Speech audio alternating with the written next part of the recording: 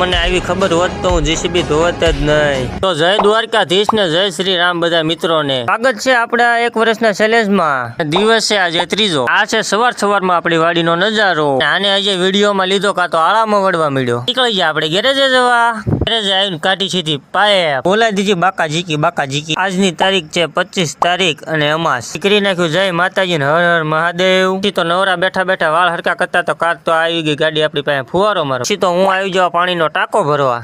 તો આવી ગયો આપણી પાસે જેસીબી, જેને આપણે ધોવાનું હતું આખું. હજે તો જેસીબી ધોતો તો કાં તો આપણું થઈ ગયું બહુ મોટું નુકસાન. મને નથી ખબર કે આ જેસીબી કન્ટિન્યુ 2 કલાક ધોવાથી આપણે આ પિસ્ટનના વાલ જ ભાંગી જશે. તો મને થઈ ગયો પણ અફસોસ કે આની કરતા તો મશીન ન રાખ્યું હોત તો સારું હતું. પછી તો તાત્કાલિક આપણે આવી જાય એટીએમ એ, કારણ કે આપણે નવા વાલ મંગાવવાના હતા. આજનો દિવસ તો આપણે બહુ દુઃખ ભર્યો ગયો. જો તમને વિડીયો ગમ્યો હોય તો લાઈક, શેર અને પેજને ફોલો કરતા રહેજો. તો મળીએ છીએ નવા વિડીયોમાં. તો હર હર મહાદેવ.